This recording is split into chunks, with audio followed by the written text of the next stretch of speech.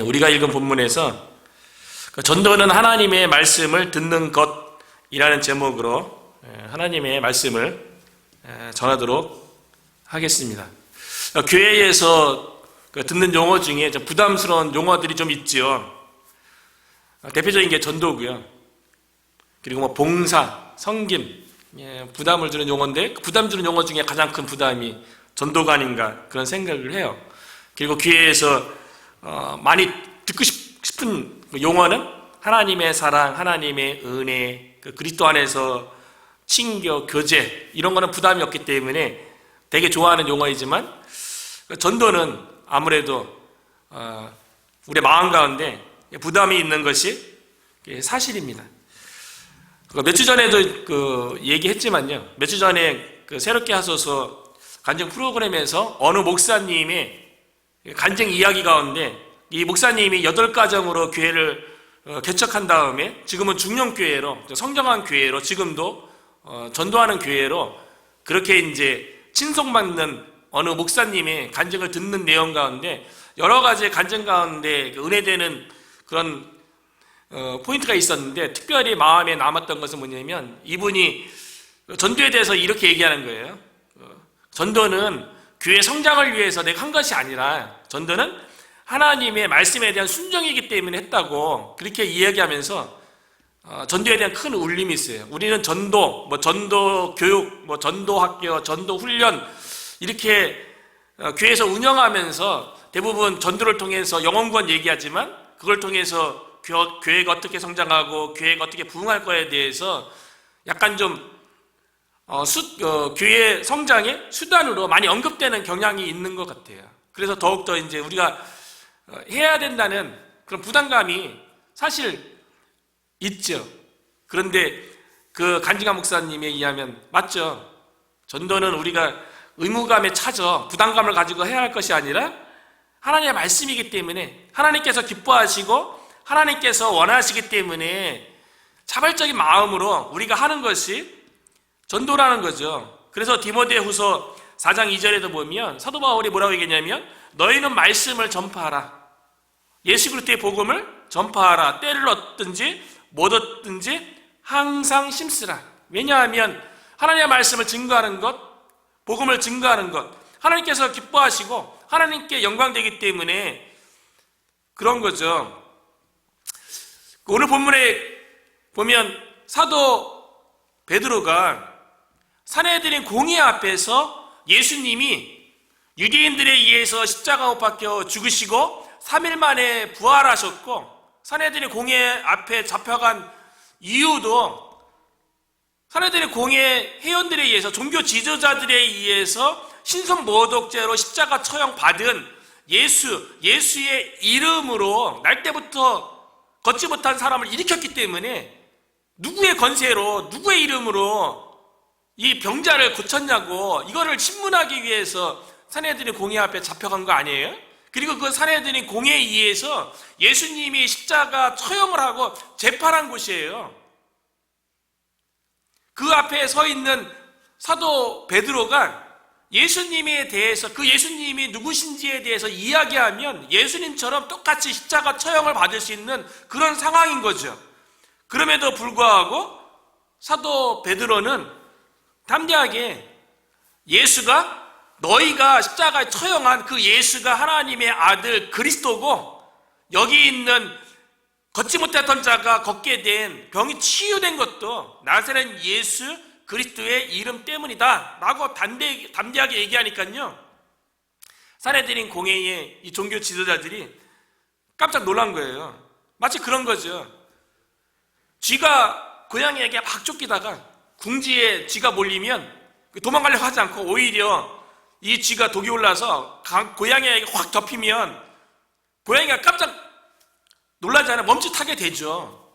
산헤드린 공회의 종교 지도자들이 예수를 십자가 처형한 그런 권력이 있는 그런 집단인데 거기서 예수님에 대해서 다시 한번 너희가 십자가에 그 예수를 못 박았고 이 예수가 하나님의 보내신 메시아다라고 얘기하니까 공회원들이 신기한 거죠.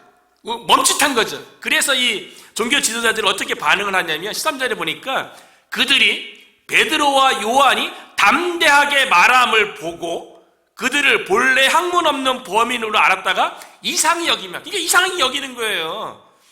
또 전에 예수와 함께 있던 줄도 알고, 베드로와 요한이 담대하게 예수가 누구인지 말함을 봤다 그래요. 그런데 이 베드로가 어떤 사람이었냐면 이전에 예수와 함께 있던 자라는 거를 종교 지도자들은 알고 있어요. 왜냐하면 예수님이 신문 받기 위해서 제사장의 뜰로 이렇게 잡혀갈 적에 베드로가 어떤 일을 했냐면 제사장의 종 중에 한 명인 말구의 귀를 칼로 잘라서 떨어뜨렸던 그런 경력이 있어요. 그래서 예수님께서 떨어뜨린 그 귀를 다시 붙여뒀던 그런 사건이 있었고요. 그리고 예수님께서 제사장의 뜰에서 이 종교 지도자들에 의해서 산헤드린 공회의 그 회원들에 의해서 신문당할 적에 너가 정말 하나님의 아들 메시아가 맞느냐, 너가 하나님이라고 얘기했는데 너 정말 그렇게 얘기했느냐라고 이게 신문당할 적에 베드로가 어떻게 했습니까? 제사장 뜰 한쪽 귀퉁이에서 그것도 예수님이 신문받는 그 모습을 멀찌감치 지켜보다가 제사장의 여종이 너도 그와 함께 했던 사람 아니냐, 지금 신문 받고 있는 예수를 따르던 사람이 너 아니냐라고 얘기하니까 그때 베드로가 뭐라고 얘기했어요? 나는 그 사람 알지도 못하노라.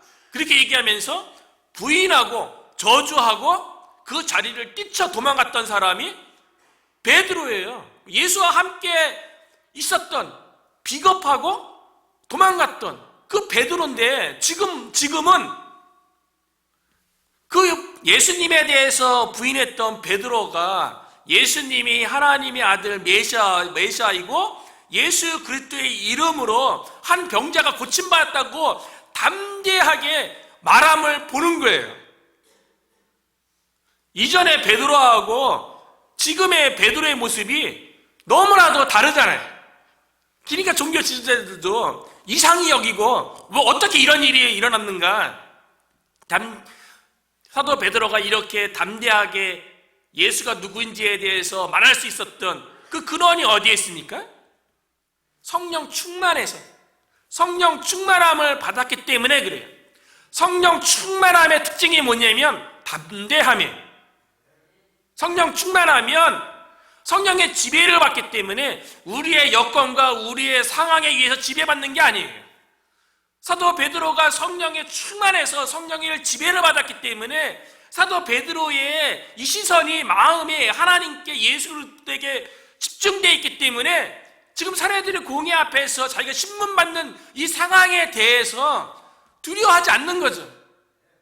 우리가 세상에 대해서 담대하고 두려워하지 않으려면 우리 또한 성령 충만해야 될 줄로 믿습니다. 그리고 베드로가 성령 충만해서 담대하게 말했는데요. 오늘 본문에도 사내들인 공회원들이 사도 베드로를 좀 무시하는 것 같아요. 약간 기분이 안 좋아요. 개인적으로 읽으면 읽을수록 그 당시 종교 지도자들에 대해서 마음이 너무 안 좋다는 걸 제가 느껴요. 왜냐하면 그 당시 종교 지도자들은 학식이 있고 인품이 있고 사회 지도층이고 성공하고 소위 잘 나간다는 사람인데 그들의 인식 속에 이 베드로에 대해서 어떤 인식을 갖고 있냐면 그들을 본래 학문 없는 범인으로 알다가 그 당시에 정규 교육을 받고 베드로가 성공하고 출세한 사람이 아니라는 거죠. 베드로와 요한의 출신이 뭡니까? 갈릴리 어부 출신이에요. 은연중에 종교 지도자들에 의해서 어부 출신이라는 이런 거에 대해서 약간 좀 무시하고 없이 여기는 것 같아서 참 마음이 불편하다는 생각이 들었어요. 간혹 교회에서 베드로에 대해서 설교할 적에 어부 출신이기 때문에 무식한 베드로는 성경에 무식하다고 기록된 적이 없어요. 베드로가 어부 출신이 왜 무식합니까? 직업하고 무식한 거하고 무슨 상관이 있어요? 근데 그러니까 저도 스스로 되돌아보면서 종교 지도자들처럼 베드로에 대해서 이 어부 출신 주제에 본래 학문 없는 누구 훌륭한 스승 밑에서 사도 바울 같은 경우는 그 당시 교법사였던 가말리엘 밑에서 정식 교육을 받았지 않았어요? 율법에 대해서 능통한 사람이었잖아요. 그런 사도 바울도 아니고 베드로는 어부 출신에 누구나 다 아는데 학문 없는 범인이기 때문에 이 베드로가 예수님에 대해서 증거하는 것에 대해서도 없이 여기고 있잖아요. 베드로는 무식하지 않아요. 오순절 성령 강림 사건 때 성령이 하늘에서 불의 혀같이 급하고 강한 바람처럼 각 사람 가운데 임하는 이 모습을 보고요, 그 영적인 그거를 분별해서 사도 베드로가 설교할지 어떻게 설교하냐면요, 그 현상 그대로 설교한 것이 아니라 구약의 말씀을 가지고 구약의 하나님께서 선지자를 통해서 요엘 선지자를 통해서 예언하고 시편에 기록된 그 말씀이 성취된 게 오순절 성령 강림 사건이라고, 구약의 이 사건이 어떤 말씀이 성취된 건지 정확하게 알고 있어요. 베드로가 왜 무식합니까? 어쩌면 종교 지도자보다 더 뛰어나죠. 종교적 현상에 대해서 구약의 말씀을 가지고 정확하게 진단하고 설교하니까요. 그러니까 앞으로 베드로에 대해서 어부 출신인 거하고 무식한 거하고 상관없어요. 성령님이 임하면 오히려 세상적인 지식 많은 사람보다도, 학문을 많이 한 사람보다도 오히려 성령 충만해서 성경에 대해서 영적인 안목이 있는 사람이 더 뛰어난 줄로 믿습니다. 그런 사람이 하나님께 쓰임받는 거죠. 왜 그 당시에 종교 지도자들을 하나님께서 왜 쓰지 않았겠어요? 그들 마음속에 교만한 마음이 있으니까요. 본인들이 가지고 있는 배경과 학식과 세상으로부터 성공한 것 가지고 마치 하나님의 일에 자신들의 재능이 쓰임받은 것처럼 생각하니까 세상적으로 어떤 것도 드러낼 수도 없고 자랑할 수도 없는 어부 출신 베드로를 통해서 하나님의 그 위대한 일을 감당하게 하셨다는 거죠. 오늘날도 마찬가지인 것 같아요. 그렇다고 오늘날 하나님께서 학식이 없고 그런 사람 쓰신다는 게 아니고요. 학식이 있는 사람도 쓰시죠. 그런 게 아니고 마음이 하나님 앞에서 겸손한 자, 자기 자신을 드러내지 않는 그런 사람을 하나님께서 베드로처럼 사용하신다는 거죠. 베드로가 성령 충만하니까요, 베드로의 입술을 통해서 말이 청상유수처럼 나오는 거예요. 이미 베드로는요, 예수님을 통해서 성령님이 오시면, 성령 충만하면 만약에 붙잡혀가서 핍박받는 상황 가운데 무슨 일이 일어날 것인지에 대해서 이미 공생애 가운데 말씀하셨어요. 마태복음 10장 19절과 20절에 보니까요, 너희를 넘겨줄 때에 어떻게 또는 무엇을 말할까 염려하지 말라. 그때에 너희에게 할 말을 주시리니 말하는 이는 너희가 아니라 너희 속에서 말씀하시는 이 곧 너희 아버지의 성령이시니라. 위협 가운데서도요, 우리가 성령 충만하면 복음 증거할 수 있도록 우리 입술을 성령께서 주관하신대요. 오늘날 우리는 복음을 증거하는데 위협 가운데 있는 건 아니잖아요. 복음 증거한다고 우리가 박해받는 건 아니잖아요. 우리가 성령 충만해서 복음을 증거하려고 하면 성령님께서 우리의 입술에 할 말을 주실 줄로 믿습니다. 우리가 성령 충만함으로 무장하면 우리가 누구를 만나든지 성령님을 통해서 그 사람에게 적합한 말을 하시도록 성령님께서 역사하실 줄로 믿습니다. 사내들이 공회 앞에서 담대하게 예수님이 누군지에 대해서 이야기하는 게 베드로에 대해서요, 종교 지도자들은 예수님을 신선모독죄로 십자가 처형의 재판을 내렸던 것처럼 사도 베드로와 요한도 동일하게 사형을 선고해서 종교 지도자 마음속에는 죽이고 싶었어요. 그런데 이미 예수 그리스도의 복음이 사도 베드로를 통해서 한 번 설교에 3,000명이 회개하고 또 한 번 설교에 5,000명이 회개하는 일이 있었기 때문에 백성들의 눈치를 보는 거예요. 종교 지도자들이요. 그래서 16절에 보니까 이 사람들을 어떻게 할까? 그들로 말미암아 유명한 표적 나타난 것이 예루살렘에 사는 모든 사람에게 알려졌으니 우리도 부인할 수 없는지라. 유명한 표적이래요. 표적. 예루살렘 성전 미문에 있었던 날 때부터 걷지 못했던 이 사람, 오늘 본문에 보니까 22절에 이 표적으로 병 나은 사람은 40여 세나 되었더라. 40살이었대요. 그렇기 때문에 이 사람이 병이 낫기 전에 그 성전 미문에서 오고 가는 수많은 사람들에게 구걸했던 기간이 수십 년이잖아요. 그러니까 예루살렘 사는 사람들이 대부분 다 알고 있어요. 이 사람에 대해서요. 그리고 이 사람이 나사렛 예수 그리스도의 이름으로 일어나 걷기도 하고 뛰기도 하고 온전해져서 구원을 경험한 것도 예루살렘 사람들이 다 아는 거예요. 그런데 이 날 때부터 걷지 못한 사람이 병이 치유되어지고 구원받은 이 사건에 대해서 유명한 표적이래요. 표적. 유명하다는 거는 다 예루살렘 사람들에게 다 알려졌다는 거고요. 표적이라고 얘기한 거는 이거 기적이 아니라 표적이라고 얘기한 것은 성경에서 표적은, 기적은 그냥 초자연적인 현상, 사건이잖아요. 근데 표적은 뭐냐면 영어로는 사인이라고 얘기하고 헬라어로는 세메온인데 이 뜻은 무엇이냐면 초자연적인 현상인데 이것이 하나님께서 행하셨다는 것을 보여주는 증거를 표적이라고 얘기해요. 그러니까 종교 지도자들도 아는 거예요. 날 때부터 걷지 못한 자가 걸은 것이 하나님께서 행하셨다는 증거라는, 하나님께서 행하신 기적, 표적이라는 것을 알고 있고 예루살렘에 있는 사람들도 그것을 다 인정하고 있다는 것을 알고 있기 때문에 사도 베드로와 그 일행에 대해서 예수님 때처럼 함부로 할 수 없었던 거죠. 왜냐하면 종교 지도자들은 구약 성경을 알고 있잖아요. 근데 구약 성경에 어떻게 기록되어 있냐면 이사야서 35장에 보면 장차 메시아가 올 건데 메시아가 오면 어떤 일이 일어나냐면 그때에 맹인의 눈이 밝을 것이며, 그래서 예수님께서 맹인의 눈을 떠주게 한 거는 예수님이 하나님의 아들 메시아라는 걸 표적으로 보여주는 거였어요. 오늘날 예수님 믿으면 맹인이 눈 뜬다 이걸 얘기하려고 한 것이 아니고 예수님이 하나님의 아들이시라는 것을 보여주기 위해서 기적을 행했던 거예요. 그리고 못 듣는 사람의 귀가 열릴 것이며, 소경이 듣죠. 그때에 저는 자는 사슴같이 뛸 것이며,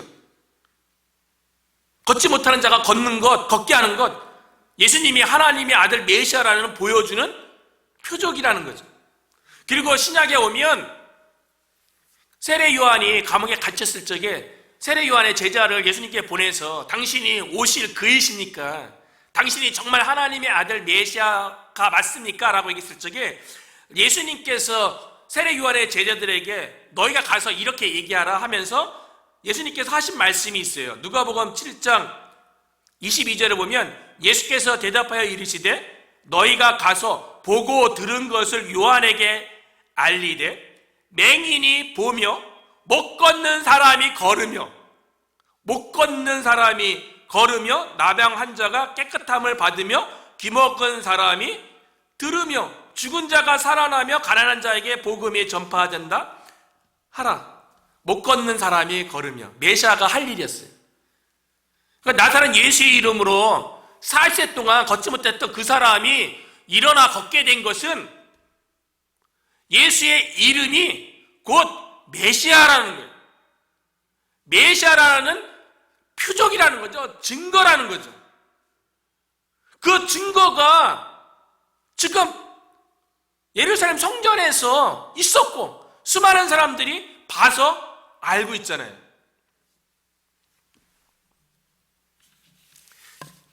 그럼에도 불구하고 이게 종교 지도자들이요, 권력을 가지고 있으니까 그 권력을 가지고 여전히 나사렛 예수가 그리스도라는 이 사실을 받아들이지 못하고, 받아들이면 자기의 기득권을 놓게 되니까 그게 싫어서 자기 삶이 우선인 거죠. 종교 지도자들이요.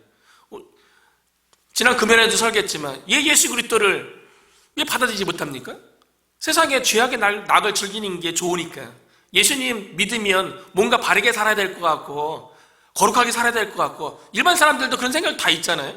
예수님 믿으면 자기 죄악된 실상이 다 드러나니까 그런 게 싫은 거죠. 그 자기 삶의 기준이 자기 중심적인데 자기 중심적으로 살고 싶은데 예수님 믿으면 예수님을 주님이라고 고백하라고 하는데 싫은 거죠. 내 인생 주인이 난데 왜 예수님이 주인이라고 고백하냐고. 스스로 생각하기를 내 인생에 손해본다고 생각하니까 예수님을 받아들이지 못하는 거죠. 그 당시 종교 지도자들도 자신의 기득권을 예수님을 메시아라고 인정하면 잃게 되니까 인정 못하니까 오히려 더 예수 그리스도에 대해서 그 따르는 자들에 대해서 위협하고 핍박하는 거죠. 그래서 17절에 이렇게 위협을 하는 거예요. 이것이 민간에 더 퍼지지 못하게 그들을 위협하며 이후에는 이 이름으로 아무에게도 말하지 말게 하자 하고 되게 못했잖아요. 예수님의 이름으로 일어나 걸으면 그 예수님의 이름으로 수많은 병자들이 일어나는 것을 종교 지도자가 격려하고 기뻐하고 함께 즐거워해야죠.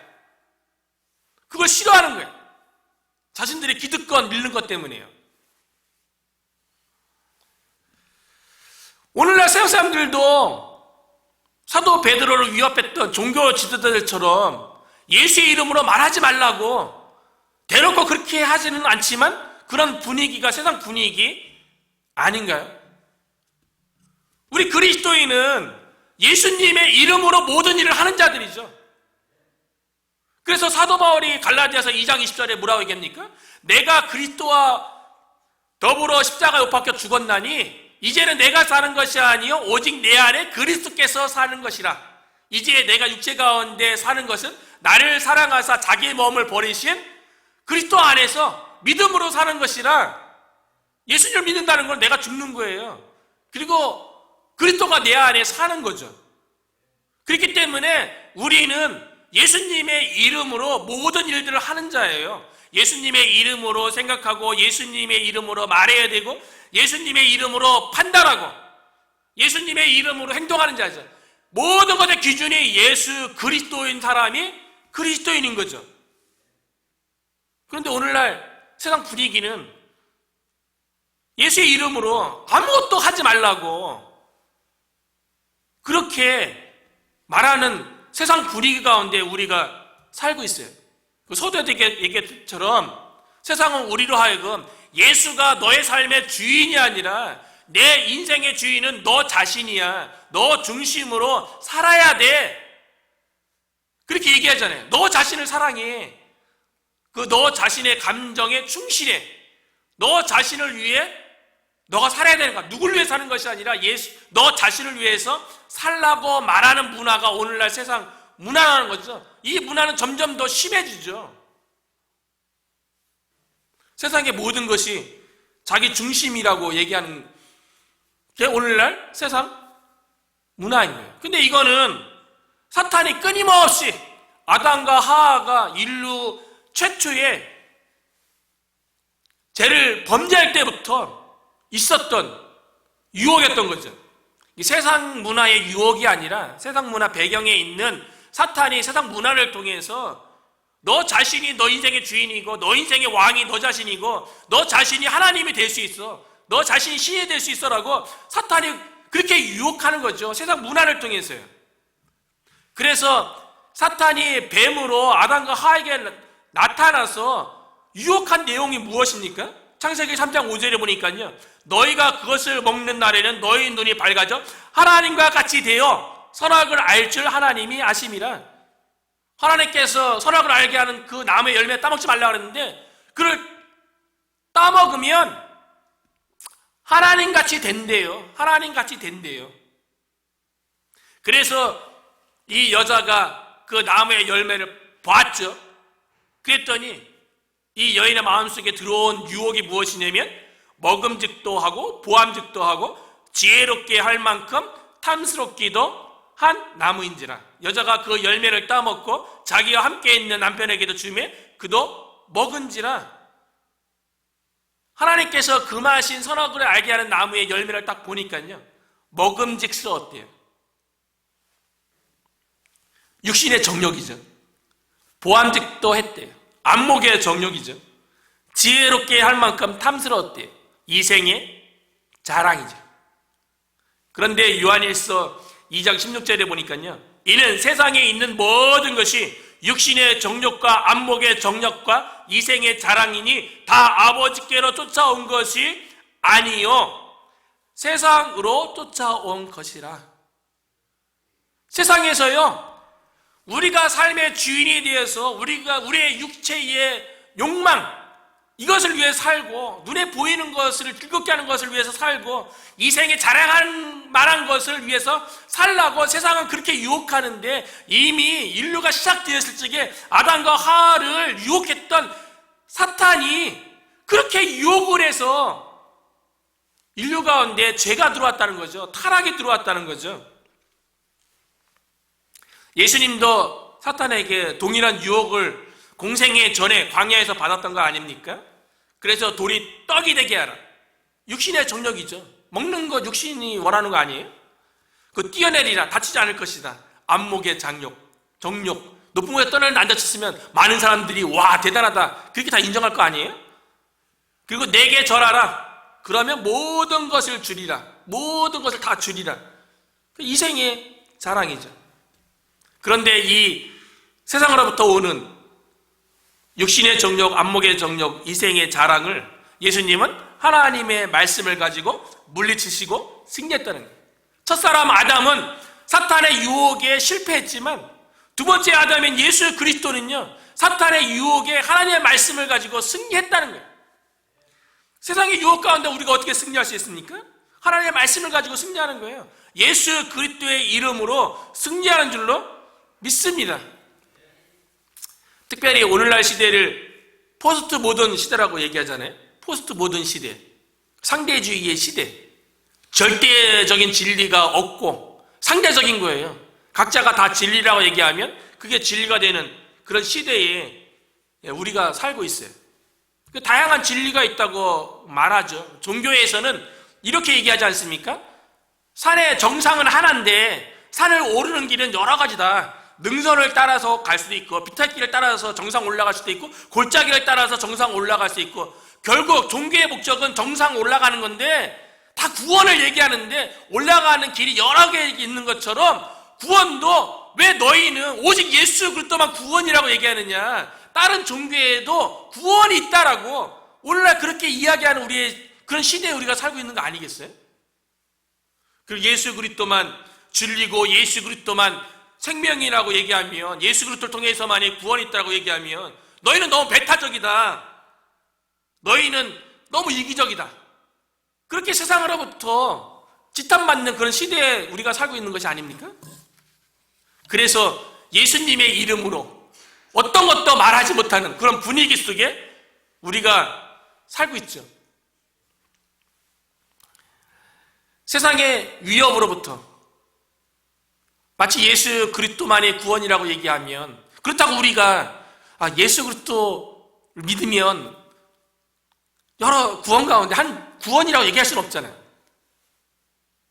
금요일날에도 얘기했지만, 금요 기도회 때도 얘기했지만 예수님이 얘기하잖아요. 내가 곧 길이요 진리요 생명이니, I am the way, 유일한 길, I am the truth, 유일한 진리, I am the life, 유일한 생명이라고 얘기하잖아요.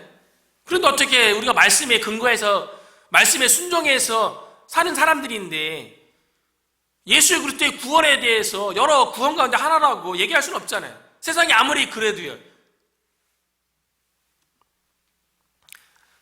종교 지도자들의 예수님의 이름으로 말하지 말라고 하는 그 위협 속에서 사도 베드로는 어떻게 그 상황 가운데 대처했습니까?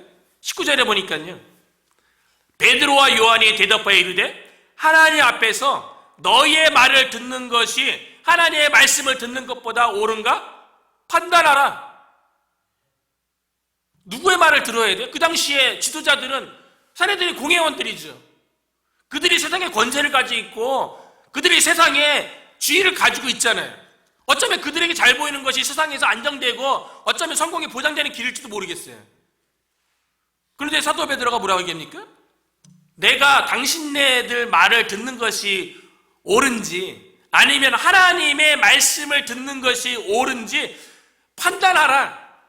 사내들이 공회가 재판정인데 그 사람들이 재판관으로 판정하는데 그 사람들을 향해서 판단하라는 거예요.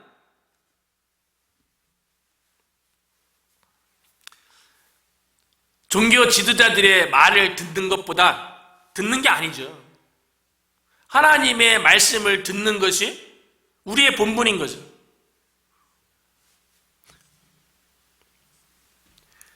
사도 베드로가 갈라디아 교회에 그 당시에 다른 복음을 전한 자들이 있었어요. 아마 교회에서 복음에 의해서 갈라디아 교회가 탄생했지만 몇몇 성도들에 의해서 그래도 복음 외에 다른 율법도 조금 첨가하고 종교적인 것도 첨가하고 이렇게 얘기했던 사람이 있었던 것 같아요.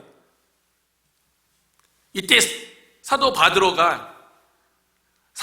바울이요, 그 갈라디아 다른 복음에 대해서 이야기하는 사람들에 대해서 뭐라고 얘기했냐면요, 갈라디아서 1장 10절에 보면 이제 내가 사람들에게 좋게 하랴 하나님께 좋게 하랴, 사람들에게 기쁨을 구하랴 내가 지금까지 사람들의 기쁨을 구하였다면 그리스도의 종이 아니니라. 누구를 위해서 우리가 신앙생활하고 누구를 위해서 존재합니까?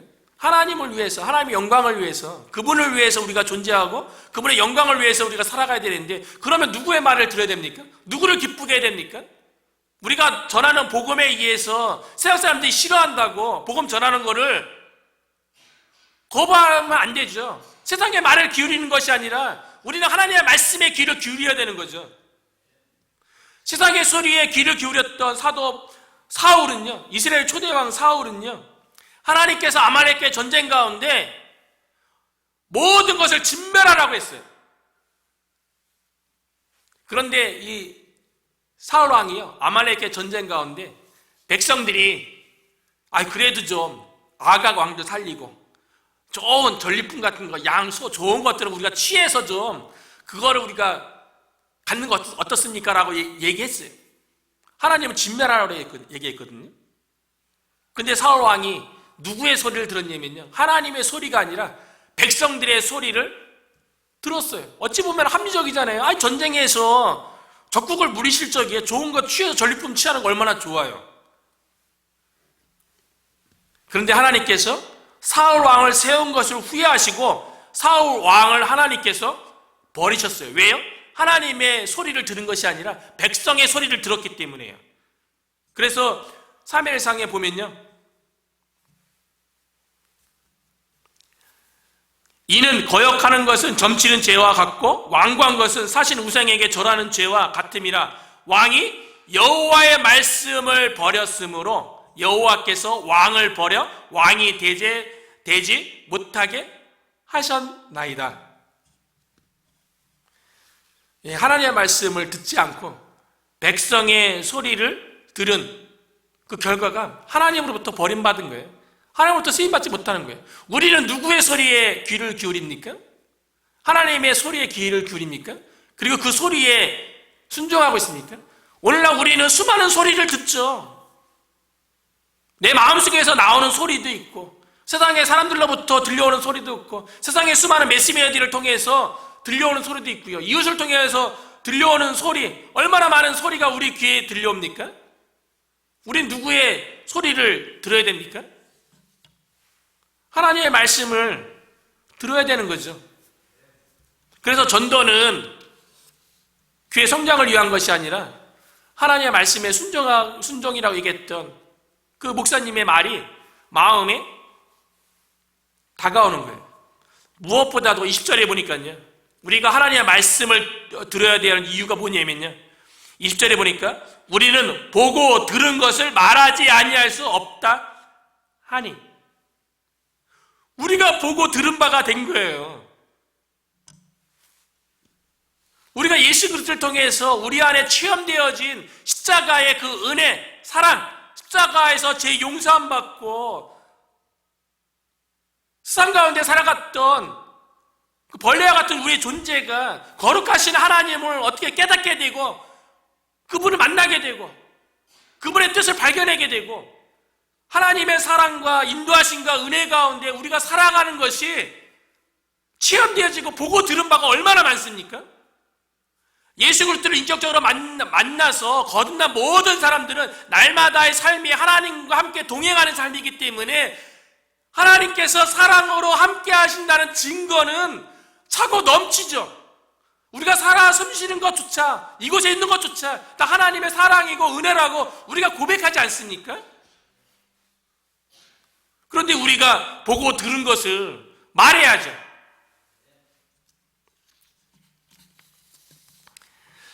저는 의도한 건 아니었는데요. 오늘 그 특성으로 그 크신 하나님의 사랑. 이것도 몰랐는데, 전 설교 준비하면서 그 크신 하나님의 사랑, 이 찬송가가 나왔어요. 우리가 보고 들은 바를 말하지 않을 수 없다. 근데 우리가 보고 들은 바가 얼마나 많은데요. 모든 믿음의 사람들이 다 동일하게 그렇게 고백을 해요. 그래서 찬송가 그 크신 하나님의 사랑의 가사를 보면 1절에는 그 크신 하나님의 사랑 말로 다 형용 못하네. 저 높고 높은 별을 넘어 이 낮고 낮은 땅 위에. 그리고 3절에 보면요, 하늘을 두루마리 삼고 바다를 먹물 삼아도 하나님의 사랑 다 기록할 수 없겠네. 하나님의 크신 사랑 그 어찌 다 쓸까? 저 하늘 높이 쌓아도 채우지 못하리. 이 찬송가 작사하신 분의 고백이 아니라 오늘날 예수 그리스도를 믿고 인격적으로 변화된 거듭난 모든 사람의 고백이 이와 같잖아요. 우리가 보고 들은 바를 사도 베드로처럼 이 시대의 문화 속에 예수의 이름으로 말하지 말라고 하는 그 위협 속에서도 우리가 보고 들은 바이기 때문에 성령 충만함으로 성령님을 통해서 우리의 입술에 증거할 말을 주셨다는 걸 믿고 담대하게 복음을 우리의 삶을 통해서 나타나기도 해야 되지만 복음에 대해서도 선포할 수 있는 저와 여러분, 우리 워싱턴 성도 교회가 되기를 주의 이름으로 축원합니다.